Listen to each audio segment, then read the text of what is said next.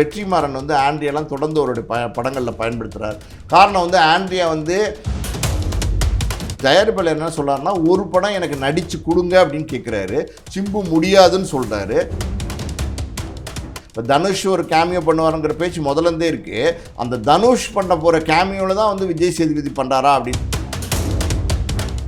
இன்றைக்கி நீங்கள் பார்த்தீங்கன்னா சிம்பு மாதிரி ஒரு நல்ல நடிகர் நீங்கள் பார்க்கவே முடியாது. எல்லா திறமைகளையும் உள்ளடக்கிய ஒரு நல்ல நடிகராக இருக்கார். ஹாய் ஹலோ வணக்கம் சினிகான நேயர்களே, welcome to the show cinema சர்ச்சைகள். நான் உங்கள் விஜே தயா.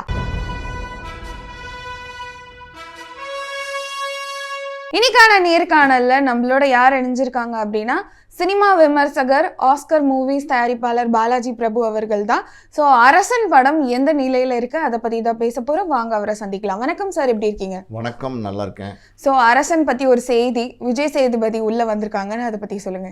விஜய் சேதுபதி வந்து இந்த படத்துக்குள்ளே உள்ளே வந்திருக்காரு. ரொம்ப ரீசெண்டாக தான் வந்து தானு சார் வந்து அஃபிஷியலாக அனௌன்ஸ் பண்ணியிருக்காரு. ஸோ வழக்கமாக பார்த்தீங்கன்னா விஜய் சேது கேமியோவில் நடிக்கிறதெல்லாம் இப்போ கம்மி பண்ணிட்டார். இப்போ சமீபத்தில் பார்த்தீங்கன்னா இந்த கேமியோவில் நடிக்கிறது, இந்த ஃப்ரெண்ட்ஷிப் காண்டி நடிக்கிறது எல்லாமே ஸ்டாப் பண்ணிட்டாரு. பட் இங்கே வந்து வெற்றிமாறன் கூப்பிட்டுட்டதுனால வெற்றிமாறன் காண்டி நடிக்கிறார். ஏன்னா விடுதலையில் பார்த்தீங்கன்னா பார்ட் 1 பார்ட் 2 ரெண்டுலேயுமே விஜய் சேதுபதிக்கு ஒரு இம்பார்ட்டண்ட்டான கேரக்டர் வெற்றிமாறன் கொடுத்துருந்தாரு. இன்னும் சொல்லப்போனால் பார்ட் 2வே பார்த்தீங்கன்னா விஜய் சேதுபதி தான் ஹீரோ. ரொம்ப சூப்பராக படம் பண்ணதுனால விஜய் சேதுபதி கேட்டுக்கிட்டதுனால கேமியோவில் நடிக்கிறாரு. ஸோ இப்போ வந்து கேமியோவில் நடிக்கிறார் அப்படிங்கிறது மட்டும் இல்லாமல் இது என்ன மாதிரியான கேரக்டரில் நடிக்க போகிறார் அப்படிங்கிற ஒரு சஸ்பென்ஸ் இருக்குது. ஸோ இந்த படத்தை பொறுத்த வரைக்கும் பார்த்திங்கன்னா இது மயிலை சிவகுமார், அந்த மயிலாப்பூர் சிவகுமார், அவர் பெரிய பிரபலமான ரவுடி மயிலாப்பூரில், அவரை பற்றின படத்தை தான் எடுக்க போகிறாங்க கதையை. ஸோ அப்படி இருக்கும்போது இதுக்குள்ளே எந்த கேரக்டராக விஜய் சேதுபதி வரார் அப்படின்னு தெரில. இப்போ நீங்கள் வடசென்னை படம் பார்த்தீங்கன்னா அதில் வந்து ராஜன் கதாபாத்திரம் அது வந்து ரொம்ப பேசப்பட்ட ஒரு கதாபாத்திரமாக இருக்கும். அதே மாதிரி வந்து இந்த படத்தில் வந்து விஜய் சேதுபதி வந்து ஒரு பேசப்படக்கூடிய ஒரு நல்ல கதாபாத்திரமாக தான் இருக்கும். அது ஒரு இம்பார்ட்டண்ட்டான கேரக்டர்னால தான் அது விஜய் சேதுபதி நடித்தா நல்லாயிருக்கும்னு வந்து வெற்றிமாறன் விஜய் சேதுபதியை கன்ஃபார்ம் பண்ணியிருக்காரு. ஓகே, ஏன் விஜய் சேதுபதி கேமியோஸ் அதெல்லாம் வந்து ஸ்டாப் பண்ணிட்டாருன்னு நினைக்கிறீங்க? இல்லை, அவரே பெரிய ஹீரோ தானம்மா. அவர் பெரிய ஹீரோ, பிரபலமான பல படங்களில் பல வெற்றி படங்களில் நடிச்சிட்டு இருக்காரு. அது இல்லாமல் சமீபத்தில் விஜய் சேதுபதிக்கு வந்து அந்த மகாராஜாங்கிற படம் வந்து மிகப்பெரிய வெற்றியை கொடுத்துச்சு, பெரிய கலெக்ஷனை கொடுத்துச்சு. அப்படி இருக்கும்போது இனிமேல் கேமியோஸ்லாம் நடிக்க வேண்டாம் அப்படின்னு விஜய் சேதுபதி அவாய்ட் பண்ணிட்டாரு. விஜய் சேதுபதி தொடர்ந்து 1-2 படங்களில் பாலிவுட் படங்கள் எல்லாம் கூட வில்லனாக நடிச்சிட்டு இருக்காரு. வில்லன் கதாபாத்திரம், அதாவது ஹீரோக்கு ஈக்குவலான ஒரு கேரக்டர் தான் வில்லன் கதாபாத்திரம். ஆன்டி ஹீரோ தானே, அந்த மாதிரி ஆன்டி ஹீரோ சப்ஜெக்ட் நல்ல சப்ஜெக்ட் இருந்தால் நடிக்கலாம் அப்படின்னு நடிச்சிட்டு இருக்காரு. ஸோ அப்படி இருக்கும்போது சின்ன சின்ன வேடங்களில் முதல்ல ஆரம்பத்தில் நிறைய நண்பர்களுக்காண்டி பண்ணி கொடுத்தாரு, ஹெல்ப் பண்ணுறதுக்காண்டி பண்ணி கொடுத்தாரு. இப்போ வந்து ஒரு காலத்துக்கு அப்புறம் வளர்ந்ததுக்கப்புறம் சின்ன சின்ன கதாபாத்திரங்கள்லாம் வேணான்னு வந்து விஜய் சேதுபதி டிசைட் பண்ணிட்டார். இந்த படத்தில் ஆக்சுவலாக தனுஷ் தான் வந்து கேமியோவில் வருவார் அப்படின்ற மாதிரி மோஸ்ட் எக்ஸ்பெக்டடாக இருந்தது. இப்போ தனுஷ்க்கு பதிலாக தான் விஜய் சேதுபதியா? இல்லை, அப்படி நம்ம சொல்ல முடியாது. இந்த படத்தில் என்னென்ன கேரக்டர்ஸ் இருக்காங்கன்னு நம்ம எதுவுமே வந்து ஃபைண்ட் அவுட் பண்ண முடியாது.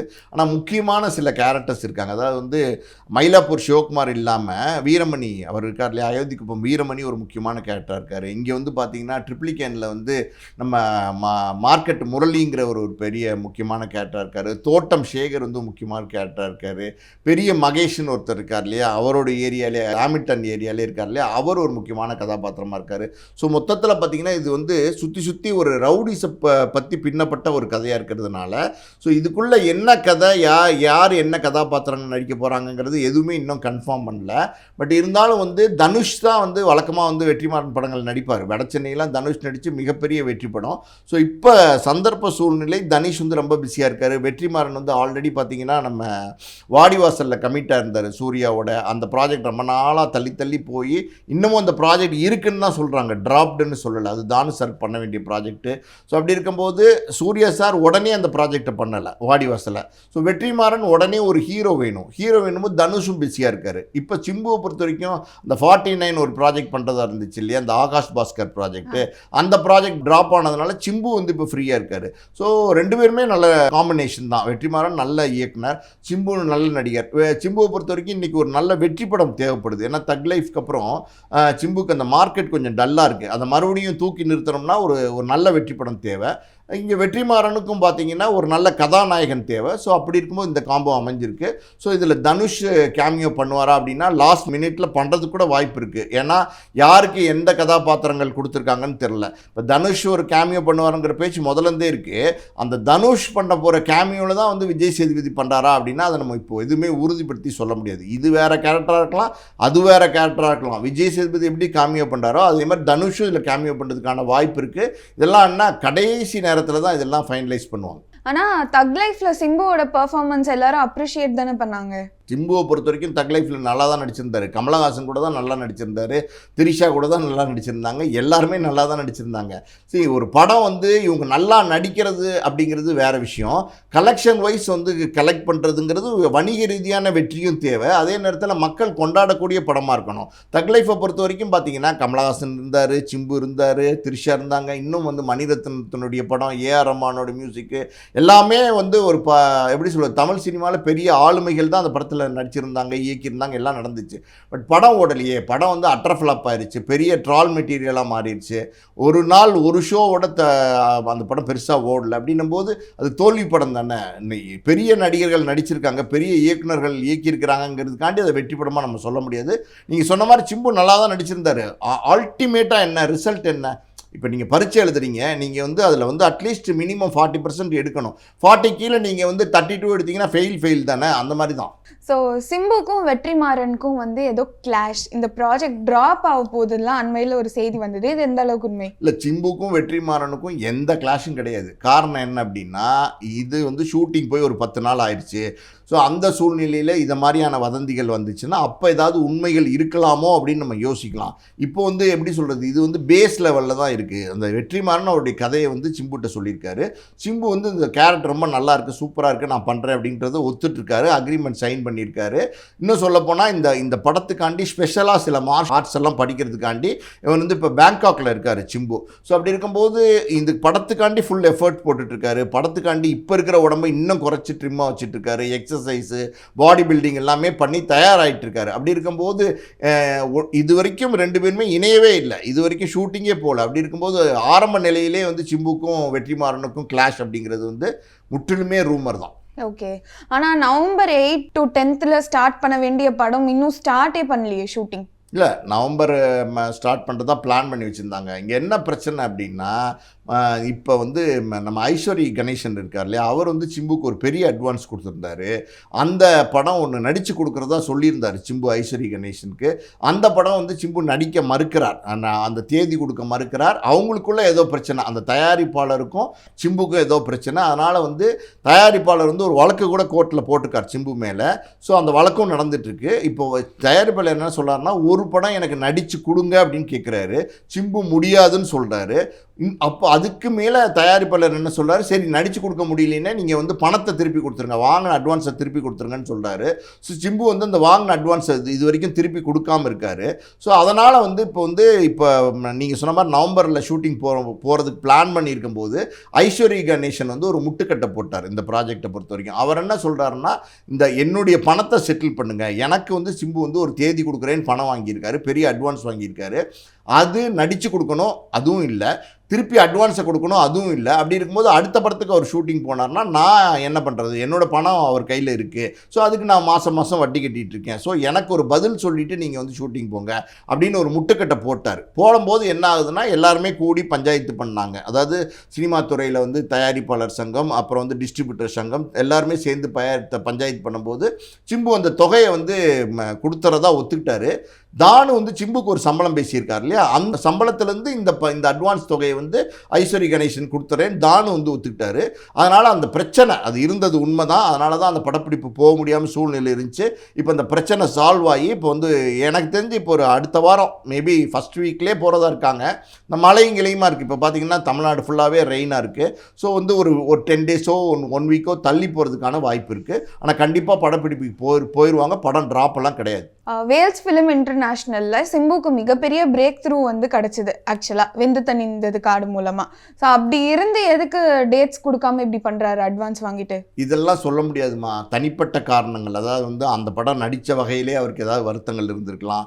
வெந்து தணிந்தது காடு வந்து பெரிய வெற்றியை கொடுத்ததுன்னு நீங்கள் சொல்கிறீங்க. அது வணிக ரீதியாக தோல்வி படம், அந்த தயாரிப்பாளருக்கு தோல்வி படம். நீங்கள் சொல்கிறீங்க தக் லைஃப்பில் நல்லா நடிச்சிருந்தாருன்னு, அதே மாதிரி வெந்து தணிந்த காடுலேயும் நல்லா தான் நடிச்சிருந்தாரு. ஸோ அவர் ஒரு நடிகராக அவருடைய வேலையை கரெக்டாக தான் பண்ணியிருந்தார். பட் அங்கே அந்த ப்ரொடக்ஷன் நடக்கிற காலகட்டங்களில் என்ன நடந்துச்சு, கௌதம் வாசுதேவன் மேனனுக்கும் சிம்புக்கு ஏதாவது பிரச்சனை இருந்திருக்கலாம். இல்லை வந்து 3 பேரும், அதாவது கௌதம் வாசுதேவன் மேனனுக்கும் சிம்புக்கும் தயாரிப்பாளரோட ஏதாவது பிரச்சனை இருந்திருக்கலாம். ஸோ அங்கே ஏதோ பிரச்சனைகள் இருந்திருக்கலாம், ஏதாவது ஒரு மனக்கசப்பு இருந்திருக்கலாம். அந்த படப்பிடிப்பு நடக்கிற காலத்தில் சிம்பு இன்னொரு படம் பண்ணுறேன்னு சொல்லி ஒத்துட்டு காசு வாங்கினதெல்லாம் உண்மைதான். வேல்ஸும் வந்து பார்த்திங்கன்னா இன்றைக்கி சினிமா துறையில் ஒரு பெரிய தயாரிப்பு நிறுவனமாக தான் இருக்காங்க. அப்படி இருக்கும்போது அதுக்கப்புறம் அங்கே என்ன நடந்துச்சு, அவங்களுக்குள்ள இந்த அட்வான்ஸ் கொடுத்ததுக்கப்புறம் என்ன பிரச்சனையாச்சு, என்ன மனக்கசப்பாச்சு அப்படின்றது நமக்கு தெரியாது. இருந்தாலும் சிம்பு வந்து அதை நடிக்க முடியாதுன்னு சொல்லும்போது அந்த பணத்தை அவர் திருப்பி கேட்குறாரு, தப்பு கிடையாது. சிம்பு பொறுத்த வரைக்கும் பார்த்தீங்கன்னா அவர் நல்ல நடிகர், ஆனால் பார்த்தீங்கன்னா சரியாக இன்னும் தொழிலில் கான்சென்ட்ரேட் பண்ண மாட்டேங்கிறார். இப்போ இதுக்கு முன்னாடி பார்த்தீங்கன்னா மைக்கேல் ராயப்பன் ஒரு தயாரிப்பாளர் தயாரித்தார், ட்ரிபிள் ஏன்னு ஒரு படம் எடுத்தார். அந்த படம் பெரிய நஷ்டம். அந்த தயாரிப்பாளருக்கு இந்த நஷ்டத்துக்கு ஒரு படம் பண்ணி தருவேன்னு அவர் சொல்லியிருந்தார். ஆனால் அவருக்குமே படம் பண்ணலை. அவருமே இந்த சிம்புக்கிட்ட இருக்கிற நஷ்டத்தை வாங்குறதுக்கு பெரிய போராட்டம் பண்ண வேண்டிய சூழ்நிலை இருந்துச்சு. அப்புறம் தான் வந்து சிம்பு வந்து வேறு சில படங்களில் நடிக்கக்கூடாது, தக் லைஃப்பில் நடிக்கக்கூடாதுன்னு சொல்லும்போது தான் அந்த நேரத்தில் அந்த தயாரிப்பாளருக்கு அந்த படம் செட்டில் ஆச்சு. ஸோ இந்த மாதிரி சிம்பு மேலே சில அலிகேஷன்ஸ் அப்பப்போ வருது. சிம்பு நல்ல நடிகர், ஆனால் வந்து சரியாக வந்து ஒரு கான்சன்ட்ரேஷன் இல்லாமல் இருக்கிறார். இன்றைக்கி நீங்கள் பார்த்தீங்கன்னா சிம்பு மாதிரி ஒரு நல்ல நடிகர் நீங்கள் பார்க்கவே முடியாது. எல்லா திறமைகளையும் உள்ளடக்கிய ஒரு நல்ல நடிகராக இருக்கார். ஆனால் பார்த்தீங்கன்னா அந்த தொழில் மேலே ஒரு பக்தி, தொழில் மேலே ஒரு டிவோஷன் ஒன்று இருக்குது பார்த்தீங்களா. அதாவது வந்து அந்த நம்ம தொழில் பண்ணுறோம், அந்த தொழிலை நம்ம கரெக்டாக பண்ணணும் அப்படிங்கிற ஒரு எண்ணம், அந்த எண்ணங்கள் சிம்புக்கு இல்லாமல் இன்னும் விளையாட்டு பையனாகவே வந்து பண்ணிகிட்டு இருக்கிறாரு. அதனால தான் சிம்புக்கு தொடர்ந்து இந்த மாதிரி சிக்கல் வந்துட்டுருக்கு. ஆனால் சிம்பு அடுத்தடுத்தும் பிஸியாக இருக்காரு அவரோட லைனப்ஸில். அது இருக்கதாமா செய்வாங்க. ஏன்னா சினிமாவில் வந்து ஹீரோக்கு பஞ்சம். நீங்கள் வந்து ஒரு மார்க்கெட்டபிள் ஹீரோ அப்படின்னு எடுத்துக்கிட்டிங்கன்னா ரஜினி, கமல், விஜய், அஜித், சூர்யா, அப்புறம் இந்த கார்த்தி, சூர்யா தம்பி, அப்புறம் வந்து பார்த்திங்கன்னா நம்ம தனுஷ், சிம்பு, அப்புறம் சிவகார்த்திகேயன், அப்புறம் விஜய் சேதுபதி. இந்த 10 பேர் தான் இருக்காங்க, வேற யாருமே இல்லை. பிரதீப் ரங்கநாதன் அவங்க வந்து இப்போ தான் நியூ கமர்ஸ்மா. இப்போ நீங்கள் ஒரு ஸ்டேபிள் மார்க்கெட், இவங்கெல்லாம் வந்து கிட்டத்தட்ட பார்த்தீங்கன்னா 20 படம், 15 படம், 30 படம் நடிச்சிட்டாங்க. ஸோ இவங்களுக்கு இருக்கிற அந்த ஃபஸ்ட்டு டாப்பில் லிஸ்ட்டில் வந்து இன்றைக்கி இவங்க தான் இருக்காங்க. ஸோ இந்த 10 பேர் நீங்கள் சொன்ன மாதிரி பிரதீப் ரங்கநாதனே வச்சுக்கோங்களேன், வச்சுக்கிட்டா கூட ஒரு 11 பேருக்கு மேலே இங்கே ஆட்கள் இல்லை. அப்படின்னும் போது இந்த 11 பேருக்குள்ள தான் சுற்றி படம் எடுக்க வேண்டியிருக்கு. உங்களுக்கு வியாபாரமாகணும், உங்களுக்கு வந்து போட்ட பணத்தை எடுக்கணும், லாபத்தோடு எடுக்கணும் அப்படின்னா இந்த 11 பேரில் யாரையாவது வச்சு எடுத்தீங்கன்னா தான் அது நடக்கும். அப்படின்னும் போது ஆட்கள் பஞ்சம் இருக்குது, இங்கே ஹீரோ பஞ்சம் இருக்குது. அதனால் என்ன பண்ணுறாங்க, வேறு வழி இல்லாமல் தொடர்ந்து சிம்புட்ட போகிறாங்க. சிம்பு நல்ல நடிகர், மறுபடியும் நான் சொல்கிறேன், சிம்பு நல்ல நடிகர், ஆக சிறந்த நடிகர், பிரமாதமாக அவருடைய நடிப்புத்திறனை வெளிப்படுத்தக்கூடிய டேலண்ட் உள்ள ஒரு யங்ஸ்டரு. ஆனால் வந்து அதை சரியாக பயன்படுத்திக்க மாட்டார். நீங்கள் பார்த்தீங்கன்னா தனுஷ் சிம்பு வரும்போது 2 பேரும் போட்டியாளர்களாக பேசப்பட்டாங்க. தனுஷ் சிம்பு அப்படின்னு ஒரு பேர் வந்துச்சு. எம்ஜிஆர் சிவாஜி, அதுக்கப்புறம் ரஜினி கமல், அதுக்கப்புறம் விஜய் அஜித், அப்புறம் தனுஷ் சிம்புன்னு சொன்னாங்க. ஆனால் அந்த போட்டியிலேருந்து டோட்டலாகவே சிம்பு விலகிட்டார் பாருங்க. தனுஷ் வந்து சோலோவாக அவர் பயணிச்சுட்டு இருக்காரு. ஸோ அந்த போட்டி போட்டு ஒரு இடத்த பிடிக்க வேண்டிய ஒரு நாயகன். ஆனால் அது சரியாக நான் சொன்ன மாதிரி அந்த கான்சன்ட்ரேஷன் இல்லாமல், தொழில் பக்தி இல்லாமல் செயல்படுறதுனால அந்த இடத்துக்கு சரியாக வந்து சிம்பு வரமாட்டேங்கிறார். ஆனால் சிம்பு அந்த இடத்துக்கு வந்தார்னா எல்லாரையும் தூக்கி சாப்பிடக்கூடிய ஒரு நடிப்பு திறன் அவர்கிட்ட இருக்குது, ஆக்ஷன் இருக்குது, லவ் இருக்குது, நல்ல இளமையான வாலிபனாக இருக்கார், எல்லாமே இருக்குது. ஆனால் அதை பயன்படுத்த மாட்டேங்கிறார். இந்த படத்தில் வந்து ஆண்ட்ரியாவுமே இருக்காங்க அப்படின்ற மாதிரி செய்தி வந்திருக்கு. ஸோ அவங்களும் எந்த மாதிரி கதாபாத்திரத்தில் எதிர்பார்க்கலாம்? நீங்கள் வெற்றிமாறனுடைய கதையில் என்ன மாதிரியான கதாபாத்திரத்தை பயன்படுத்துவார் நம்ம சொல்லவே முடியாது. இது வந்து பார்த்திங்கன்னா ஒரு ரவுடி சார்ந்த கதை, அந்த கதைக்களமாக இருக்கிறதுனால ஸோ இது வந்து யாருடைய மனைவியாகவும் இருக்கலாம். இது வந்து ஹீரோயின் அப்படின்னு இது வரைக்கும் யாரும் டிசைட் பண்ணலை. ஸோ வேறு ஏதாவது ஒரு ரவுடி கதாபாத்திரத்தினுடைய மனைவியாக இருக்கலாம். இல்லைன்னா அந்த மாதிரி வந்து ஒரு கதைக்களம் அந்த ஏரியாவில், அந்த ரவுடிசம் இருக்கிற ஏரியாவில் இவங்க ஒரு முக்கியமான ஒரு பெண் ரவுடியாக இருக்கலாம். இவங்க ஒரு டேர்னிங் பாயிண்ட்டை கொடுக்குறவங்களா இருக்கலாம். வட சென்னையில் கூட ஆண்ட்ரியா இருந்தாங்க. ஸோ வந்து எப்படின்னா வெற்றிமாறன் வந்து ஆண்ட்ரியாலாம் தொடர்ந்து அவருடைய படங்களில் பயன்படுத்துகிறார். காரணம் வந்து ஆண்ட்ரியா வந்து நல்லாவும் நடிப்பாங்க, அதே நேரத்தில் நல்ல பெர்ஃபார்மன்ஸும் அவங்கக்கிட்ட வாங்க முடியும். ஒரு பல வருடங்களாக நடிச்சிட்டு இருக்கிறதுனால ஈஸியாக ஒர்க் வாங்க முடியும். வெற்றிமாறன் நினைக்கிற கதாபாத்திரத்துக்கு சரியாக பொருத்தமானவங்களாக இருப்பாங்க ஆண்ட்ரியா. ஒரு சில டேரக்டர்ஸ்க்கு என்னென்னா அவங்க மனசில் ஒரு சில நடிகர் மேலே வந்து ஒரு இம்பார்ட்டன்ஸ் கொடுக்க ஆரம்பிச்சிட்டாங்கன்னா தொடர்ந்து வந்து அவங்கள பயன்படுத்துவாங்க. அப்படி தான் வெற்றிமாறன் எடுத்துக்கோங்களேன். நீங்கள் தனுஷை வந்து தொடர்ந்து பயன்படுத்திட்டு இருக்காரு. அதுக்கு என்ன காரணம்னு நினைக்கிறீங்க? அந்த காம்போ, அதாவது தனுஷும் வெற்றிமாறனும் சேர்ந்து ஒர்க் பண்ணும்போது அவங்களுக்கு வந்து ஈஸியாக ஒர்க் பண்ண முடியுது. ஈஸியாக வந்து வெற்றிமாறன் நினைக்கிறத வந்து தனுஷ்ட்டு வந்து கொண்டு வர முடியுது. வெற்றிமாறன் எதிர்பார்க்குறத தனுஷால் கொடுக்க முடியுது. ஸோ இந்த அண்டர்ஸ்டாண்டிங் அதுதான் ரொம்ப முக்கியம். அப்படி இருக்கும்போது ஆண்ட்ரியா வந்து ஏற்கனவே வந்து வெற்றிமாறனோட தொடர்ந்து பயணிச்சுட்டு வராங்க. ஸோ இந்த படத்துலேயும் ஒரு முக்கியமான கதாபாத்திரம் இருக்கும். அந்த கதாபாத்திரத்துக்கு இவங்க நடித்தாதான் நல்லா இருக்கும்னு நினச்சி ஃபீல் பண்ணியிருப்பாரு. அதனால் ஆண்ட்ரியாவை போட்டிருக்காரு. வட சென்னையில் அவங்க ரோலோட கண்டினியூஷனா இந்த படத்தில்? இது வந்து வட சென்னையோட கண்டினியூஷனே இல்லைங்கிறாங்க. ஒரு பக்கம் பார்த்தீங்கன்னா வட சென்னையோட கண்டினியூஷன் இருக்குங்கிறாங்க. ஸோ இது வந்து இந்த கதை வந்து மொத்தத்தில் வந்து பார்த்திங்கன்னா அந்த ரவுடிசம் சார்ந்த ஒரு கதைக்களமாக இருக்கிறதுனால அது வட சென்னையும் கிட்டத்தட்ட அந்த பேட்டர்னில் இருந்த படமாக இருந்ததுனால அதனுடைய ஒரு சில கனெக்டிவிட்டிஸ் இதில் இருக்கிறதுக்கான வாய்ப்பு இருக்குது. அப்படி இல்லாமலும் இது முழுசாக ஒரு புது கதையாக இருக்கிறதுக்கான வாய்ப்பு இருக்குது. பொறுத்து தான் நம்ம பார்க்கணும். Okay sir. ஸோ ஷூட்டிங் ஆரம்பிக்க போகிறாங்க. அரசன் எல்லா பிரச்சனையும் முடிஞ்சு. ஸோ படத்துக்கு மிகப்பெரிய எதிர்பார்ப்பு இருக்குது. எப்படி வருது அப்படின்றத பார்க்கலாம். நேரத்துக்கு நன்றி. நன்றி. மீண்டும் இன்னொரு சினிமா சர்ச்சைகள் எபிசோடில் உங்களை வந்து சந்திக்கும் வரை this is Vijay Daya signing off.